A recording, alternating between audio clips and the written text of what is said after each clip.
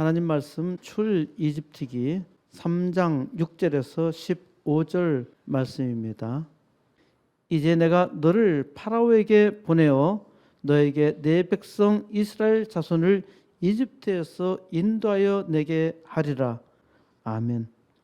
우리 한글로는 애굽으로 표현하고 있는 말은 한자어로 애급인데 중국은 이집트를 애급이라고 했고 우리말 성경의 초기 번역본은 중국어 성경을 바탕으로 번역했기 때문에 애굽을 그대로 차용하고 있습니다.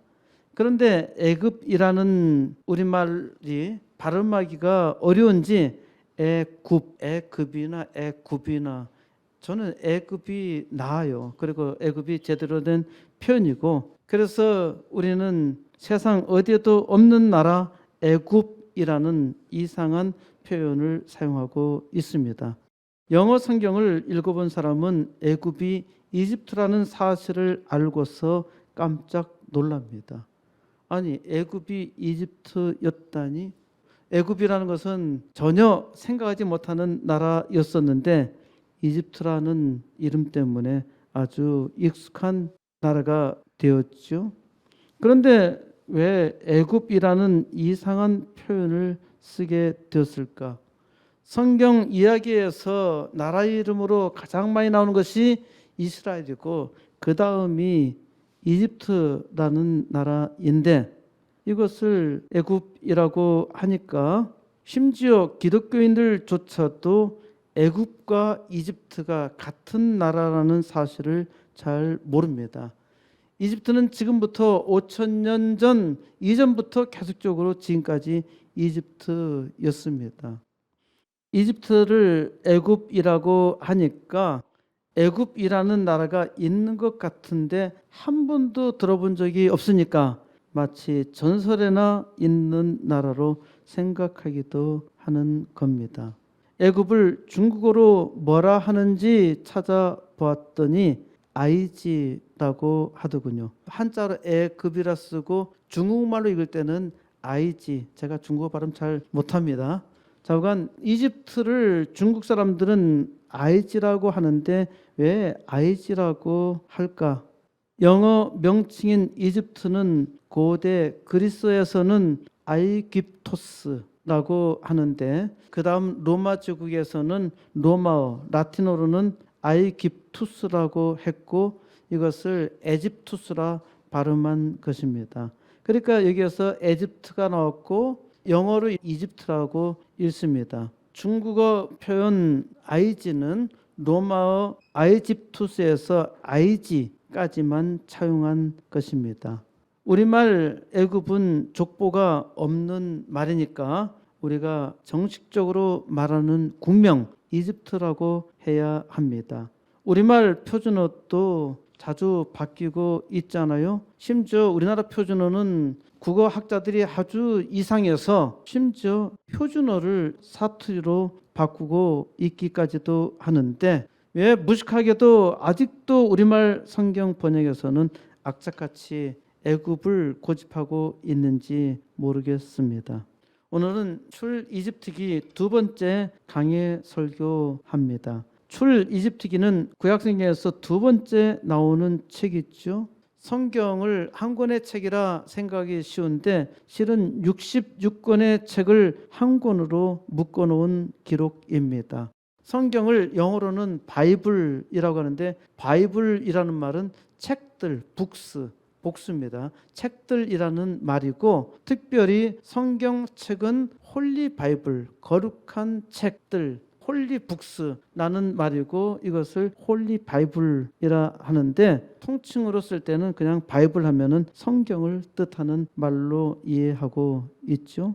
성경 첫 번째 나오는 창세기로부터 5권의 책을 가리켜 모세오경이라 하죠. 이는 모세가 기록한 5권의 책이라는 뜻입니다.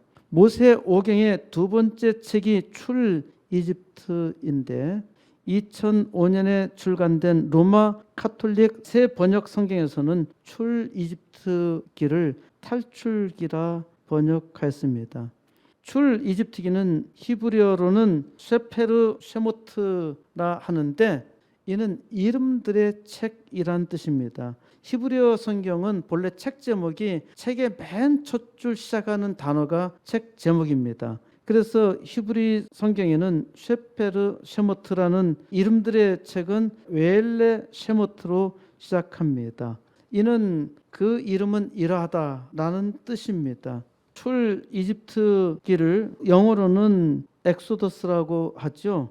이는 그리스어를 번역한 70인역 헬라어 성경에서 엑소더스, 원래 이거 헬라어 엑소더스에서 나온 말인데 엑소더스는 밖으로 나가다, going out, 탈출이라는 뜻입니다. 출 이집트기는 이집트로 들어간 이스라엘 자손의 이름에서 시작하여서 그래서 출 이집트의 시작 보면은 이집트에 들어간 이스라엘 자손의 이름이 이러하니라, 이름이 이러하다라는 것이 히브리 성경의 책 제목입니다. 그것을 영어 성경에서는 엑소더스라 했고 우리말 성경에서는 출 이집트기라 이름을 붙인 것입니다. 그래서 출 이집트기는 이집트에 들어간 이스라엘의 자손의 이름부터 시작해서 그 이집트를 탈출한 내용을 기록하고 있는 책이죠. 이스라엘 백성이 이집트를 탈출한 때는 주전 1447년이라고 했습니다. 이는 열왕기상 6장 1절에 있는 기록을 바탕으로 한 것인데 솔로몬 왕 치세 4년 곧 이집트 탈출 후 480년에 성전을 짓기 시작했다고 기록하고 있습니다.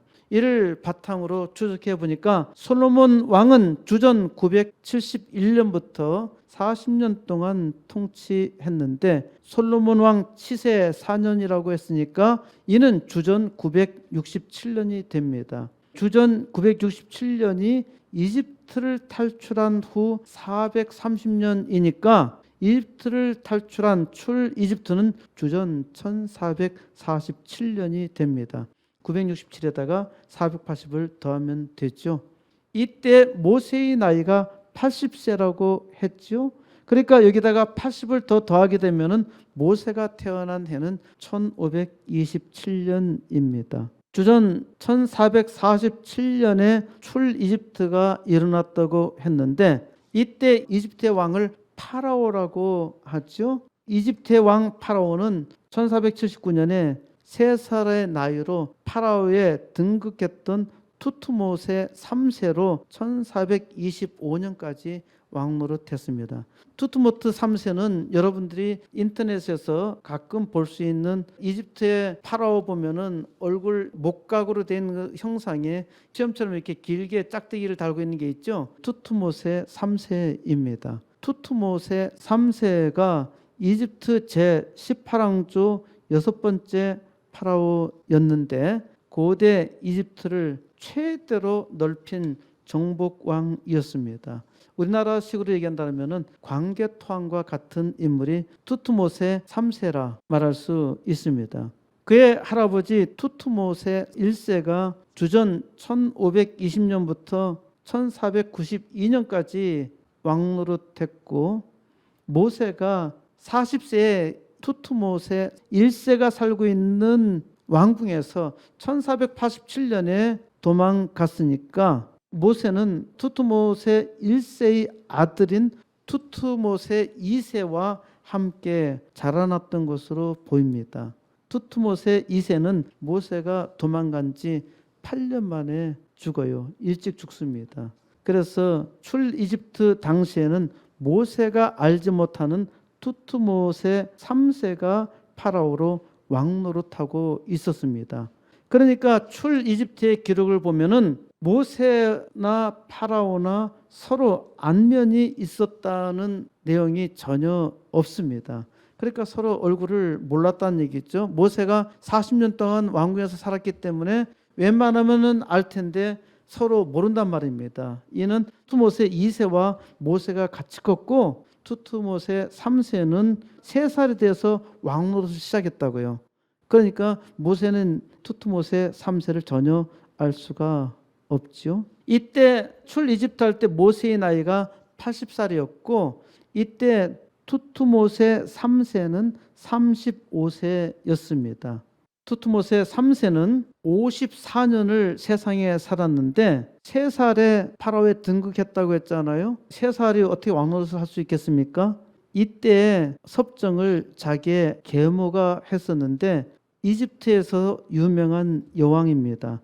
하트셉수트가 투트모세 3세의 계모이자 장모였습니다. 20년 동안 왕노릇을 했는데 장모이자 계모 하트셉수트가 죽자 투트모세 3세는 무려 17년간 전쟁으로 유프라테스 강을 넘어서까지 무려 350개의 도시를 정복했다고 합니다. 유프라테스 강과 티그리스 강은 메소포타미아 지역이잖아요. 이집트가 이쪽 왼쪽 밑에 있다면 중간에 가나안 땅이 있습니다. 그런데 이 땅까지 넓게 이렇게 정복을 했는데 이때 투트모세 3세가 이리 정복할 당시에 이집트 제국이 가장 강력한 때, 이때 이스라엘은 이집트에서 종살이로 가장 심한 고역에 시달리고 있었단 말입니다. 바로 이때 이스라엘 백성이 이집트를 탈출했다는 것은 아주 놀라운 일입니다. 아주 이 일이 너무나 신기한 일이고 이 일에 대한 구체적인 기록이 성경 외에는 없다 보니까 이는 사실이 아니라 신화다라고 간주하는 사람들도 있습니다. 이렇게 생각하는 가장 큰 이유는 당시에 최대 강대국이었던 이집트 제국에서 무려 430년 동안 노예살이 하던 이스라엘 백성이 자기 스스로의 힘으로는 탈출할 수 없다는 것입니다. 마치 우리나라가 일본 제국주의에 의해서 35년간 을사 늑약부터 시작하면 무려 40년 동안 일본의 지배를 받았는데 우리 힘으로 일본의 지배로부터 벗어날 수 있는 방법은 전혀 없었던 것이죠. 이보다도 훨씬 더 강력한 이집트 제국의 파라오 투트모스 3세가 당시 메소포타미아 땅까지 정복했는데 그 중간에 있는 이스라엘이 광야에 있을 수가 없다는 것이죠. 이집트 제국이 아주 약할 때 일어났던 것이 아니라 이집트 제국이 가장 강력할 때 이 영광의 탈출이 일어났으니까 이는 하나님께서 하신 일이 확실하죠. 이러한 일에 대해서 신기하니까 신화라고 하는 두 번째 이유는 이집트에 내린 10가지 재앙이 과학적으로는 불가능하다는 것입니다. 그런데 출 이집트의 성경 기록이 신화라고 가정한다면은 대체 가나안 땅에 거주하던 이스라엘 백성은 어디서 왔느냐는 것입니다. 그리고 이스라엘에서 최대 명절은 유월절 행사인데 전설을 바탕으로 해서 유월절 최대 기념 행사를 만들 수 있겠느냐는 것이죠. 이것도 말도 안 되는 일이죠. 사실 사람들은 하나님께서 하신 일을 믿지 못합니다. 하나님께서 확실하게 보여주셔도 믿지 못합니다. 예수 그리스도는 십자가에 달려서 처절하게 죽으신 하나님이시죠. 예수 그리스도는 성자 하나님 곧 하나님의 아들이신데 모든 사람들의 죄를 대신하여 십자가에 죽으셨고 모든 사람을 구원하시기 위해서 사람으로 오신 하나님이시죠. 예수님께서 십자가에 달려서 우리 죄를 대신 속죄하시고 또 다시 부활하심으로 예수를 믿는 자를 영원한 생명으로 구원하셨습니다. 그런데 이 분명한 사실을 보고서도 믿지 못하죠. 그런데 전혀 보지 못한 우리가 십자가에 달리신 예수를 우리 구주로 믿는다는 것이 아주 신기한 일 아닙니까? 이것이 하나님의 놀라운 은혜입니다. 예수 그리스도의 구원의 모형이 바로 모세입니다. 하나님은 모세를 통해서 이스라엘 백성을 구원하셨지요. 왜 하나님께서 강력한 이집트 제국에서 종살이 하던 이스라엘 백성을 구원하셨을까요? 바로 이 일로 말미암아 하나님께서 하셨다는 것을 보여주신 것입니다. 오직 이 땅의 구원자는 하나님뿐이다 라는 것을 이스라엘 백성을 증인으로 하여 보여주신 것입니다. 출이집트기의 목적은 하나님이 누구신가 라는 사실을 증거하신 것입니다. 출이집트기에서 단 하나 기억해야 할 일이 있다면 바로 출이집트기 3장 13절입니다. 3장 13절 말씀, 모세가 하나님께 아뢰되 내가 이스라엘 자손에게 가서 이르기를 너희의 조상의 이름이 나를 너희에게 보내셨다 하면 그들이 내게 묻기를 그의 이름이 무엇이냐 하리니 내가 무엇이라고 그들에게 말하리까? 꽤 긴 말씀을 읽었습니다. 이 긴 말씀, 또 오늘 설교에 대해서 단 하나만 기억하면 됩니다. 그의 이름이 무엇이냐? 이것만 기억하면 됩니다. 그의 이름이 무엇이냐? 이것이 중요합니다. 그의 이름이 무엇이냐? 오늘 설교 말씀에서 그의 이름이 무엇이냐? 이거 하나만 딱 기억하면 됩니다. 오늘 말씀의 제목은 그의 이름이 무엇이냐라고 했어야 했습니다. 하지만 제가 주보에 올린 것은 내가 너를 파라오에게 보내어라고 했지요.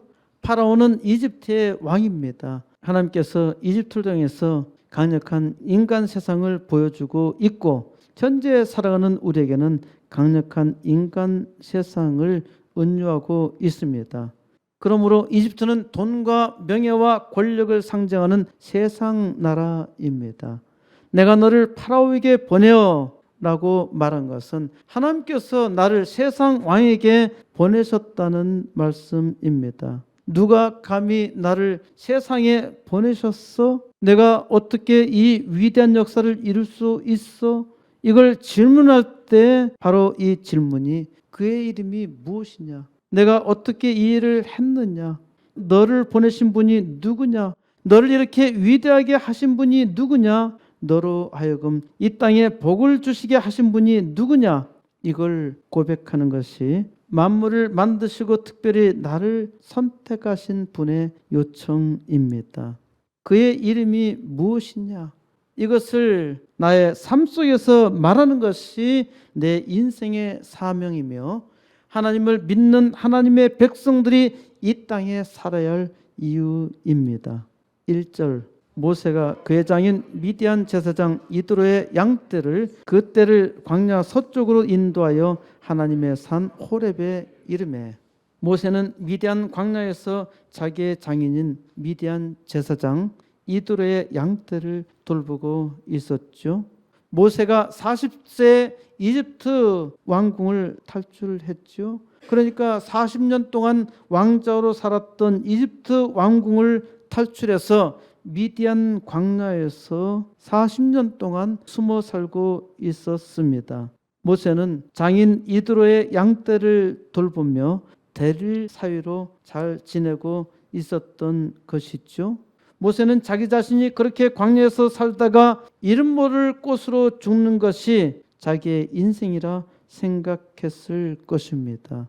지금 모세의 나이가 80세가 되었고 80세가 되도록 죽을 때까지 그렇게 살았으니까 모세에게 무슨 소망이나 있었겠습니까? 모세는 목동으로 살다가 죽을 날만 기다리고 있었을 겁니다. 모세가 40년 왕자로 잘 살다가 도주하여서 40년 동안 광야에서 오로지 자기 눈에 보이는 것은 양밖에 없었죠. 양만 바라보고 살았으니까 모세가 하나님을 믿었겠지만은 그렇게 목동으로 살다가 목동으로 죽는 것이 자기 인생이라 생각했을 겁니다. 이것이 사람의 생각입니다. 그런데 어느 날 자기 양떼를 광야 서쪽으로 몰아갔습니다. 모세는 양떼를 몰고 하나님의 산 호렙에 이르렀다고 했는데 아마 모세의 생각에 하나님이 계시리라 생각했던 것이지 거기가 하나님이 계시는 하나님의 산 호렙은 아닙니다. 하나님은 세상 어느 특정한 장소에 계시는 분이 전혀 아니죠. 솔로몬이 예루살렘 성전을 만들어 놓고 또 천지의 주제이신 하나님이 이 작은 성전에 어찌 있을 수 있겠느냐. 이거 솔로몬 왕의 고백이 있죠. 그렇지만 솔로몬 왕이 하나님께 부탁한 것은 우리가 여기서 기도할 때 하나님께서 들어달라고 기도했던 것입니다. 그러니까 하나님께서는 장소적 개념으로 존재하는 것이 아니라 하나님께서 우리와 함께 하시기 위해서 솔로몬 성전에 거한다고 말씀하신 것이었습니다. 그러니까 하나님의 산 호렙이라 하지만은 이것은 모세의 생각이었고 아마도 모세의 장인인 제사장 이드로가 그렇게 생각했을 것입니다. 모세의 장인 이드로는 하나님을 믿는 하나님의 제사장이 아니라 이방신을 섬기는 제사장이었습니다. 그러니까 모세의 집에서 모세만이 홀로 하나님을 믿고 있었고 모세는 이들의 대릴 사위로 목숨을 부지하여 목동으로 평생 살았으니까 어찌 보면은 비참한 삶에서 어떻게 하나님을 증거할 수 있었겠습니까? 그러니까 모세는 소망도 없이 늙은 목동으로 자기만 하나님을 믿고 그럭저럭 보냈으리라 생각할 수 있습니다.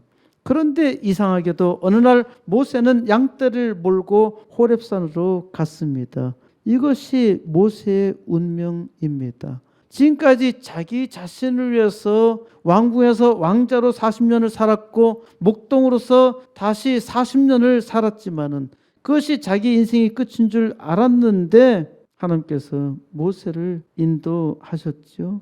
사람이 자기의 생각으로 자기의 길을 가지만은 인도하시는 분은 하나님이시라는 것을 믿어야 합니다. 이를 믿으면은 복이고 믿지 않으면은 인생이 고통스럽습니다. 2절 여호와의 사자가 떨기나무 가운데로부터 나오는 불꽃 안에서 그에게 나타나시니라. 그가 보니 떨기나무에 불이 붙었으나 그 떨기나무가 사라지지 아니하는지라. 이에 모세가 이르되 내가 돌이켜 가서 이 큰 광경을 보리라. 떨기나무가 어찌하여 타지 아니하는고 하니 그때 모세는 호렙산에 불을 보러 간 것입니다. 호렙산에 이상한 불이 났어. 떨기나무에 불이 붙었는데 이상하게 떨기나무는 타지 않고 그대로 있는 것입니다. 이거 참 이상하다. 거기에 하나님의 사자가 그 불꽃 안에서 모세에게 나타났습니다. 여호와 하나님의 사자는 천사입니다. 4절 여호와께서 그가 보려고 돌이켜 오는 것을 보신지라. 하나님이 떨기나무 가운데서 그를 불러 이르시되 모세야 모세야 하시매 그가 이르되 내가 여기 있나이다. 하나님은 모세가 오는 것을 보셨습니다. 하나님이 떨기나무 가운데서 모세를 부르십니다. 모세야 모세야. 하나님께서 부르시니까 모세가 대답합니다. 내가 여기 있나이다. 5절 하나님이 이르시되 이리로 가까이 오지 말라. 내가 선 곳은 거룩한 땅이니 내 발에서 신을 벗으라.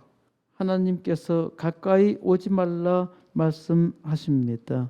왜 그러신가요? 하나님은 거룩하신 분이기 때문에 죄와 함께 할 수 없어요. 그래서 사람은 하나님을 감히 대면할 수 없습니다. 그런데 하나님이 모세를 부르셨어요. 하나님께서 함께한 모세가 서 있는 곳이 거룩한 땅입니다. 하나님이 함께 하시기 때문입니다. 거룩하신 하나님이 거룩하게 하셨지요. 그러므로 신을 벗으라 말씀하십니다. 신을 벗는다고 해서 발이 깨끗해지겠습니까? 신을 벗으면 발은 더 더럽지요. 하지만 하나님께서 깨끗하게 하셨으니까 하나님께 깨끗하게 나아가야 합니다. 그래서 신을 벗으라 하십니다. 우리도 하나님의 은혜로 하나님께 나왔으니까 세상에서 하던 대로 하지 못하지요. 그래서 예배로 교회 올 때는 담배도 술도 게임도 그리고 사적인 모든 생활도 끊고 나오죠. 신을 벗고 나서 하나님께서 하신 말씀을 듣습니다. 6절 또 이르시되 나는 내 조상의 하나님이니 아브라함의 하나님 이삭의 하나님 야곱의 하나님이니라. 모세가 하나님 뵙기를 두려워하여 얼굴을 가리매 하나님은 자신이 내 조상의 하나님이라 아브라함의 하나님, 이삭의 하나님, 야곱의 하나님이라 말씀하십니다. 왜 하나님은 모세에게 자신을 소개하는데 이렇게 복잡하게 내 조상이 하나님이라 하시며 아브라함의 하나님, 이삭의 하나님, 야곱의 하나님이라 하셨을까요? 제가 처음 교회 나가서 하나님을 믿을 때 성경을 읽는데 계속적으로 창세기 부분에서 아브라함의 하나님, 이삭의 하나님, 야곱의 하나님 반복해서 나오는 것이에요. 왜 하나님께서 아브라함의 하나님, 이삭의 하나님, 야곱의 하나님이라 하셨을까요? 이게 하나님의 정체성입니다. 하나님은 아브라함에게 맨 처음에 나타나셨고 아브라함에게 약속하셨으며 그 약속하신 하나님이 다시 이삭에게 나타나서 약속하셨고 이삭에게 나타나신 하나님이 야곱에게 나타나셨으며 이 야곱의 이름이 이스라엘이죠. 그래서 이스라엘 백성의 정체성은 바로 야곱과 그의 아버지 이삭과 그의 아버지 아브라함과 관련이 있고 이들의 하나님이 곧 이스라엘의 하나님이신 것입니다. 이집트는 태양신 라를 숭배하였고 파라오는 지상으로 내려와서 통치하는 신으로 섬겼던 것이죠. 그래서 이집트의 왕 파라오는 신처럼 사람들이 생각했던 것입니다. 미디안에서 제사장 노릇하는 모세의 장인 이드로가 다신교를 섬겼던 것은 틀림없습니다.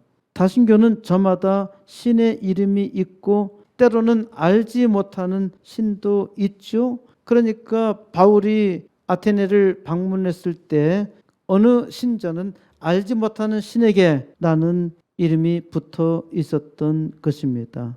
그런데 모세가 믿는 하나님은 그 이름이 없었습니다. 그러니까 모세가 누가 나를 보냈느냐 그렇게 물을 때 하나님께서 답하시는 말씀은 내 조상의 하나님이라 하신 것이죠. 그리고 내 조상의 뿌리는 아브라함으로 거슬러 올라갑니다. 그래서 아브라함의 하나님, 이삭의 하나님, 야곱의 하나님, 곧 이스라엘의 하나님이시라 말씀하시는 것입니다. 이렇게 하나님이 직접 나타나셔서 자기의 정체를 확실하게 말씀하시니까 이제 모세는 하나님 배웁기를 두려워했습니다. 왜냐하면 하나님을 본 자는 그 죄로 말미암아 죽을 것이기 때문입니다. 그래서 모세는 자기의 얼굴을 가렸습니다. 얼굴을 가린다고 해서 두려움이 사라지고 또 살 수 있나요? 그런데 모세는 죽지 않고 살았어요. 왜? 하나님께서 모세를 죽이러 나타나신 것이 아니죠. 이스라엘 백성을 구원하시기 위해서 하나님이 모세에게 나타난 것입니다. 7절 여호와께서 이르시되 내가 이집트에 있는 내 백성의 고통을 분명히 보고 그들이 그들의 감독자로 말미암아 부르짖음을 듣고 그 근심을 알고 내가 내려가서 그들을 이집트인의 손에서 건져내고 그들을 그 땅에서 인도하여 아름답고 광대한 땅, 젖과 꿀이 흐르는 땅, 곧 가나안 족속, 히타이트 족속, 아모리 족속, 브리스 족속, 히위 족속, 여부스 족속의 지방에 데려가려 하노라. 하나님께서 이집트에서 종살이하는 하는 자기 백성의 고통을 분명히 보셨습니다. 또한 자기 백성들이 투트모세 3세 파라오의 명령에 따라서 심한 고역을 받으니까 이스라엘 백성은 그 고통에 하나님께 부르짖었습니다. 마치 일본 제국주의 강점기에 일본인의 만행에 대해서 하나님의 백성인 기독교인들이 하나님께 눈물을 흘리며 기도했던 것과 같지요. 얼마나 고통스러웠을까요? 그러니까 그 기도가 얼마나 간절했겠습니까? 하나님께서는 자기 백성의 근심을 잘 아셨습니다. 이제 자기 백성을 이집트 제국의 압제에서 구원하시기로 작정하셨습니다. 그래서 하나님께서 모세에게 작전 계획, 엑소더스, 영광의 탈출을 말씀하신 것입니다. 하나님께서 자기 백성을 이집트 땅에서 건져내어 아름답고 광대한 땅, 곧 젖과 꿀이 흐르는 땅으로 인도하시겠다는 것입니다. 그런데 이집트 땅이 세상에서 가장 아름답고 광대한 땅입니다. 여러분, 나일강이 범람할 때마다 굉장히 많은 자양분을 끌고 와가지고 풍년을 들게 한다는 사실은 잘 알고 있죠. 이스라엘 조상들이 살기 위해서 가나안 땅에서 나와서 이집트 땅으로 들어갔잖아요. 들어가서 오래 살다 보니까 거기서 종살이를 하게 된 것이란 말입니다. 그런데 하나님은 다시 이스라엘 백성을 가나안 땅으로 돌이키겠다 하십니다. 그런데 조상들에게 약속했던 땅이 아름답고 광대한 땅이라는 것이고 거기에 젖과 꿀이 흐르는 풍요로운 땅이라 말씀하십니다. 그런데 아무리 보아도 그 땅은 젖과 꿀이 흐르는 아름답고 광대한 땅이 아닙니다. 게다가 이 가나안 땅은 주인이 없는 무주동산 아름다운 정원이 아니었죠. 거기에는 세상에서 가장 무시무시한 족속들이 살고 있었는데 그것도 가나안 족속, 히타이트 족속, 아모리 족속, 브리스 족속, 휘 족속, 여부스 족속의 지방이라 하니까 무려 6개 부족이 살고 있었습니다. 이 중에 아주 특별한 이름은 세계 최초로 철기 문명을 가져온 히타이트 족속입니다. 이스라엘이 이집트 종살에서 탈출하기 300여 년 전에는 히타이트 족속은 철기 문명으로 당시 세계를 정복했던 족속이었습니다. 그리고 이렇게 많은 족속이 가나안 땅에서 각축전을 벌인 것을 보면은 아마도 고대에는 이 동네가 상당히 좋았던 것으로 보입니다. 하지만 무엇보다도 가나안 땅 자체가 축복인 것은 아닙니다. 왜 그런가요? 세상에서 가장 비옥한 땅은 소돔 땅이었죠. 소돔 땅은 멸망의 대명사로 우리에게 잘 알려져 있는데 소돔 땅은 바로 이집트의 나일강과 같았고 에덴 동산과 같았더라고 기록하고 있습니다. 그러니까 사람들이 살기 좋은 아주 비옥한 곳이 아름답고 좋은 땅은 아니란 말입니다. 아름답고 좋은 땅이 무엇입니까? 하나님을 온전히 의지하여 믿고 살 때 거기가 바로 축복된 땅입니다. 사람이 볼 때 가장 풍요로운 땅이지만은 하나님이 없으면은 가장 저주스러운 땅이 됩니다. 그 땅이 바로 소돔 땅이고 소돔 땅이 동성연애자로 망했고 동성연애자 곧 소돔이가 범람하였는데 오늘날에도 보면은 물질이 풍족한 땅이 소돔 땅과 같은 맥락을 같이 하고 있죠. 가나안 땅이 복된 것은 하나님께서 복을 주셨기 때문입니다. 그러므로 가나안 땅은 하나님의 은혜가 없이는 살 수 없는 땅입니다. 그래서 이스라엘 백성은 가나안 땅에서 하나님의 은혜로 살지 못하니까 거기서 쫓겨나 무려 전 세계에 흩어져 살며 방황하며 고통 속에 지냈던 것이죠. 9절 이제 가라 이스라엘 자손의 부르짖음이 내게 달하고 이집트 사람이 그들을 괴롭히는 학대도 내가 보았으니 이제 내가 너를 파라오에게 보내어 너에게 내 백성 이스라엘 자손을 이집트에서 인도하여 내게 하리라. 이제 하나님은 모세에게 이집트 땅으로 가라고 합니다. 하나님께서 모세를 이집트의 왕 파라오에게 보내겠다고 말씀하시죠. 이는 이스라엘 백성이 하나님께 부르짖었기 때문이고 이스라엘 사람이 하나님의 백성을 괴롭히는 것을 하나님이 보셨다는 것입니다. 하나님은 오늘날도 우리의 삶을 보십니다. 하나님께서는 우리 삶의 현장에서 우리가 기도하는 소리를 들으십니다. 특히 하나님의 백성의 고통 소리를 들으셔요. 세상 악당들의 악도 또한 보고 계십니다. 하나님은 악당도 구원받기를 바라며 참으십니다. 그런데 무엇보다도 하나님의 백성이 기도하기를 원하셔요. 하나님은 자기 백성의 기도를 듣고 일하십니다. 하나님께서 모세로 하여금 하나님께서 인도하여 내시겠다고 말씀하시죠. 모세로 이스라엘 백성의 구원 역사를 이루겠다고 말씀하셨습니다. 하나님은 마찬가지로 오늘 너로 세상 구원의 역사를 나타내시겠다고 바로 이 출이집트 사건을 통해서 우리에게 계시해 주십니다. 그러므로 하나님께서 말씀하실 때 잘 들어야 합니다. 모세가 하나님께 아뢰되 내가 누구에게 파라오에게 가며 이스라엘 자손을 이집트에서 인도하여 내리까? 하나님이 이르시되 내가 반드시 너와 함께 있으리라. 내가 그 백성을 이집트에서 인도하여 낸 후에 너희가 이 산에서 하나님을 섬기리니 이것이 내가 너를 보낸 증거니라. 이제 모세가 하나님께 자기의 정체성을 말합니다. 앞에는 하나님께서 자기의 정체성을 모세에게 말했죠. 이번에는 모세가 자기의 정체성을 하나님께 말합니다. 모세가 자기의 정체를 드러내는 말이 무엇일까요? 모세가 뭐라고 자기의 정체를 드러냈습니까? 내가 누구이기에? 라는 말이죠. 내가 누구이기에?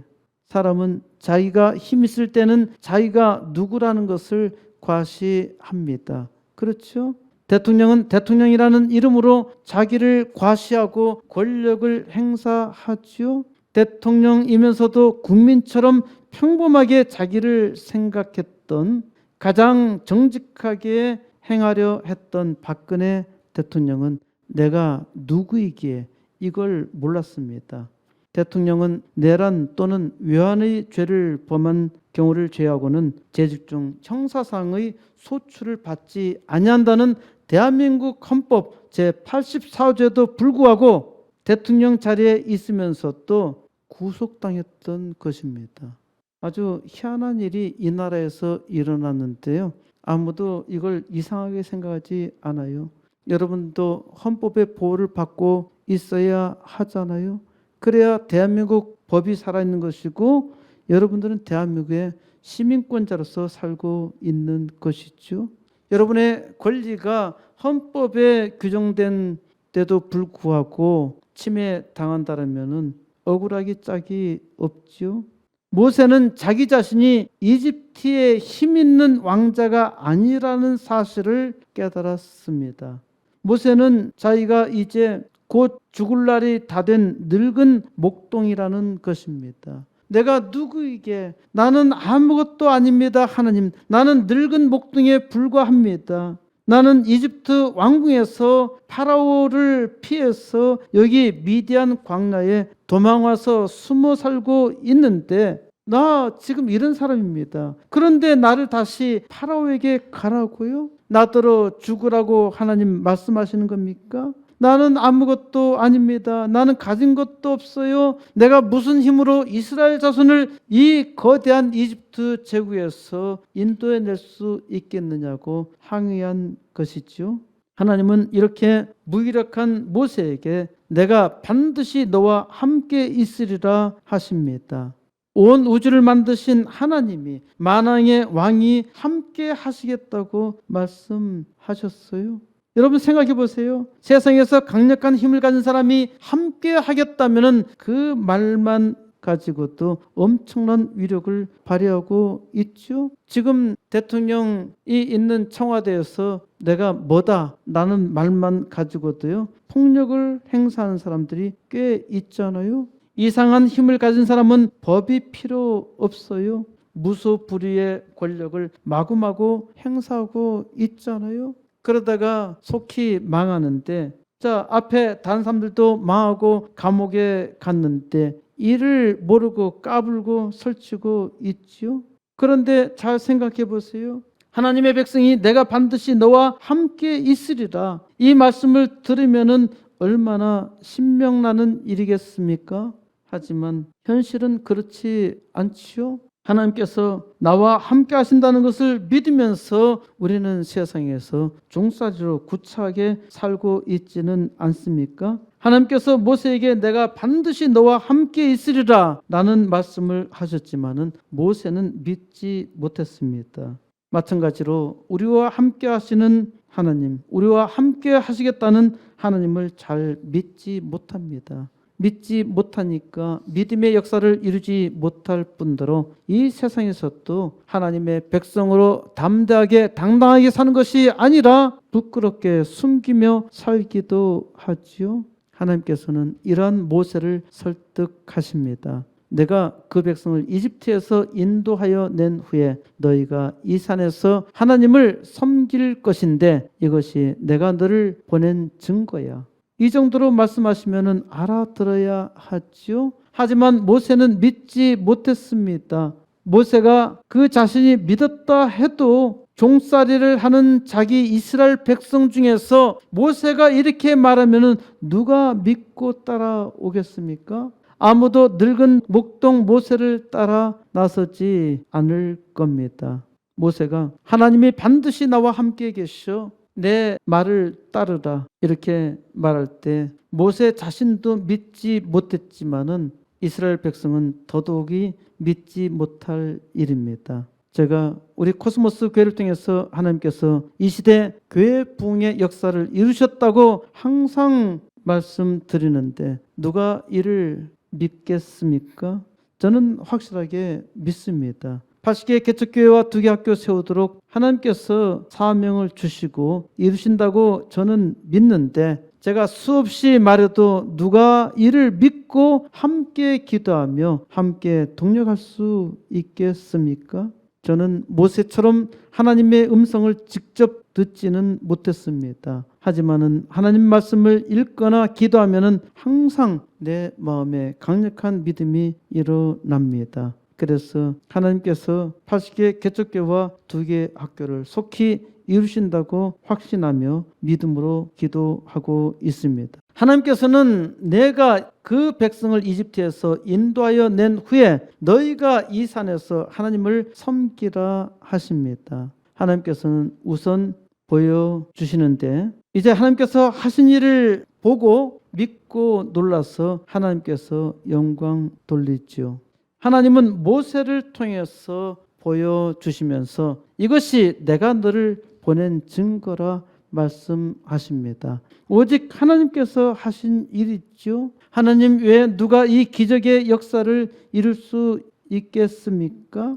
하나님께서 기가 막히게 하신 일을 보고 세상 사람들이 보고 놀라며 하나님을 찬양합니다. 하나님께서 부족하지만은 부족한 종의 기도 응답을 통해서 역사를 이루고 코스모스 교회를 통해서 부흥의 역사를 이루어 하나님의 백성들도 놀라고 세상 만민도 놀라는 역사가 있기를 속히 일어나기를 믿고 기도합니다.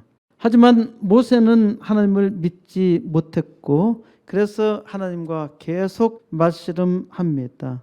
모세는 하나님의 정체성에 대해서 다시 한번 확인합니다. 13절 모세가 하나님께 아뢰되 내가 이스라엘 자손에게 가서 이르기를 너희의 조상의 하나님이 나를 너에게 보내셨다 하면 그들이 내게 묻기를 그의 이름이 무엇이냐 하리니 내가 무엇이라고 그들에게 말하리까?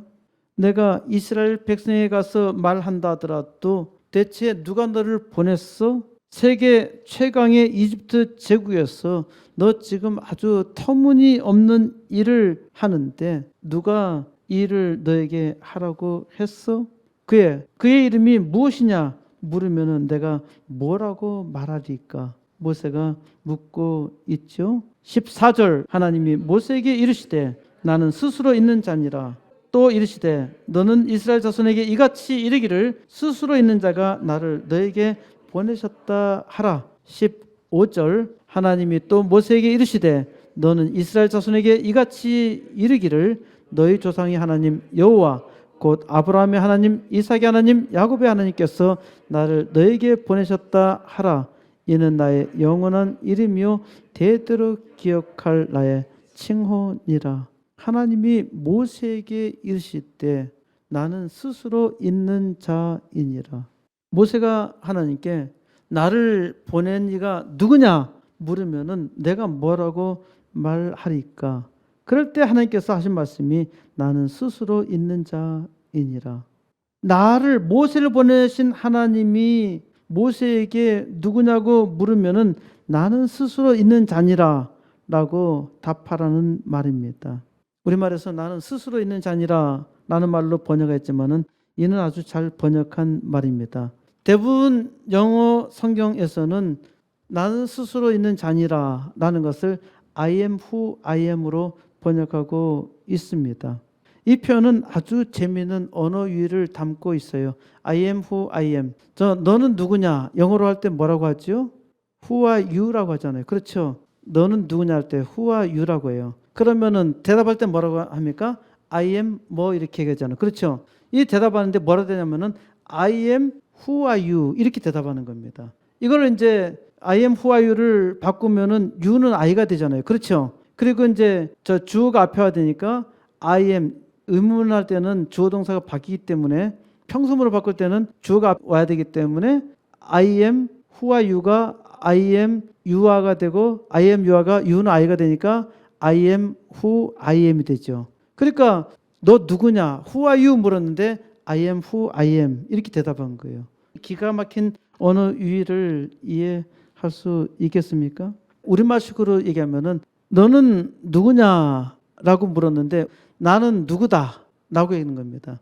너는 누구냐 그러니까 누구이다 라는 말이 있죠. 이거를 좀 더 바꿔서 얘기하면은 나는 나인 나다 라고 대답한 겁니다. 이걸 좀 줄여서 얘기하면은 나는 나야 하는 말이에요. 밖에서 똑똑하면서 문을 열어달라고 하면은 안에서 그러죠. 누구야 그러잖아요. 그럴 때 아버지 뭐라 합니까? 나다 그러잖아요. 나다. 누구야? 여기에 대해서 나는 나다 라고 하는 겁니다. 이 도대체 무슨 의미일까요? 바로 여기에 하나님의 존재를 담고 있습니다. 하나님의 존재는 어떤 특정한 것으로 규정할 수가 없어요. 특정한 것으로 지칭할 수가 없어요. 하나님 존재 자체가 모든 것이라는 말입니다. 그래서 하나님은 자존적 존재라고 합니다. 스스로 존재 자체예요. 하나님이 만물 존재의 근원이라는 말입니다. 하나님이 누구냐라고 했을 때 누구라고 말할 수가 없어요. 그래서 스스로 있는 자니라. 이게 하나님의 정체성입니다. 하나님의 존재에 대한 말은 스스로 있는 자라는 말입니다. 자, 스스로 있는 자가 나를 너에게 보내셨다 하라. 이게 뒤에 나오는 말이죠. 나는 스스로 있는 자니라. 그리고 이스라엘 자손에게 이르기를 스스로 있는 자가 나를 너에게 보내셨다 하라. 할 때 스스로 있는 자에 대한 영어는 I am입니다. I am이 너를 이스라엘에게 보냈다라는 말입니다. 우리말에서는 스스로 있는 자가 라고 했지만은 영어에서는 I am이 나를 너에게 보냈다라는 말입니다. 이 하나님의 자존적 존재를 표현하는 말이에요. 이 I am이 15절에서는 여호와라 말한 것입니다. 우리 번역 성경의 표현으로 하자면은 여호와인데 킹 제임스 버전이나 NASB, NIV 대부분의 영어 성경에서 이 부분은 더 로드, 주라고 번역하고 있습니다. 미국 표준역 성경 ASV에서만 제호바라고 번역하고 있습니다. 이 번역은 상당한 수수께끼입니다. 히브리어는 원래 모음이 없어요. 자음만 쓰여 있습니다. 영어식으로 표현할 때는 YHVH 또는 YHWH입니다. 이런 자음만 있어요. 그런데 예전에는 하나님의 이름이 나오는 이 부분에 대해서 감히 하나님의 이름을 망령되이 일컫지 말라고 했잖아요. 그래서 하나님의 이름을 망령되이 부를 수 없어서 이 글자를 볼 때마다 읽지를 못하고 주님 읽었습니다. 영어로는 로드를 읽은 거예요. 로드로. 이 로드가 히브리어로는 아도나입니다. YHWH, YHVH라고 쓰이는 이 글자를 읽지 못하고 아도나이로 읽었던 것입니다. 그래서 오늘날에도 대부분 영어 성경에서는 주, 로드라 번역하고 있는데 이는 적절한 번역이 아닙니다. 놀랍게도 1520년에 이르러서야 갈라티누스가 제호바라 발음했던 것입니다. 이때 처음으로 제호바라 발음했어요. 그런데 이게 정말 제호바였는지 아니었는지는 아무도 모릅니다.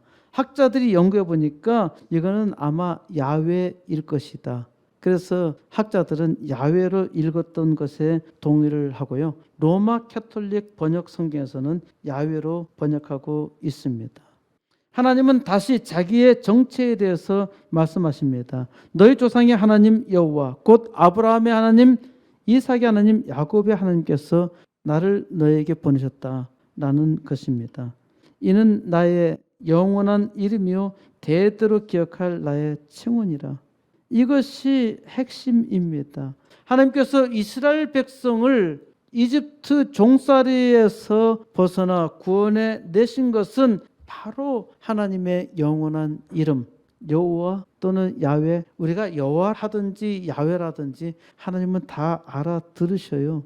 오직 만물을 만드신 그리고 인간의 역사를 주관하신 분은 여호와 하나님 한 분뿐이라는 것이죠. 이것을 증명하신 것입니다. 그리고 이 이름을 영원히 기억할 이름으로 만드셨다는 것입니다. 하나님은 자기 자신을 이스라엘 백성을 통해 드러내시고 세계 만민의 하나님을 알게 하셨습니다. 스스로 계신 분, 하나님이 자기 백성 이스라엘 백성에게 자기 자신을 계시하신 것이죠. 이 하나님의 이름이 영원한 이름이요 대대로 기억할 이름입니다.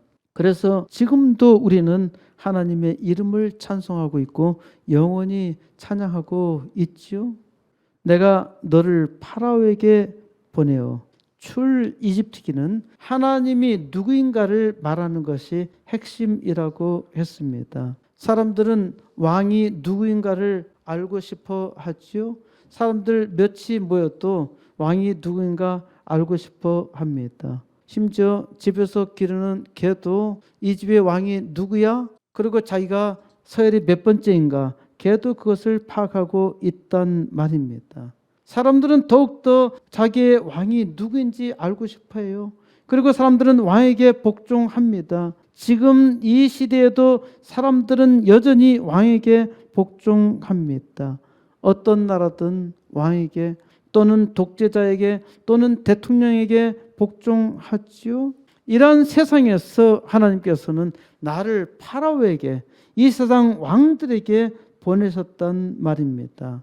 이는 하나님께서 나로 하여금 나를 보내신 하나님을 알게 하시기 위해서 하나님의 영광을 나타내게 하시기 위해서 나를 파라오에게 보내신 것입니다. 내가 너를 파라오에게 보내어 하나님께서 여러분을 세상 왕 파라오에게 보내셨습니다. 여러분은 여전히 세상 왕들의 종노릇을 하고 있는 것은 아닙니까? 하나님께서 여러분을 세상 왕들에게 왕노릇하도록 보내신 것입니다. 하나님께서 나를 이 땅에 보내셨다고 믿으면은 그 믿음으로 하나님의 위대한 역사를 이루어야 합니다. 하나님은 코스모스 교회를 통해서 이 땅 교회 부흥의 역사를 나타내시려고 여기에 코스모스 교회를 세우셨고 은혜를 주시며 기도하게 하셨습니다. 이제 우리는 하나님께서 특별히 선택하시고 보내신 종으로 세상 파라오들에게 하나님의 영광을 나타내야 합니다.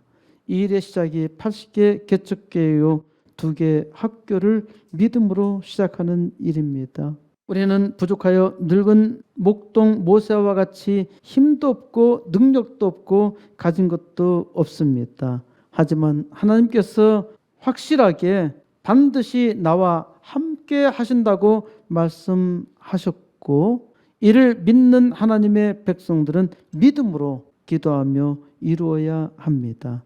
이제 하나님을 온전히 믿는 주의 종들 통해서 속히 이 땅에서 부흥의 역사를 이루어 하나님의 영광을 대대로 찬양하는 역사 이루시기를 우리 주 예수 그리스도의 이름으로 간절히 축원드립니다.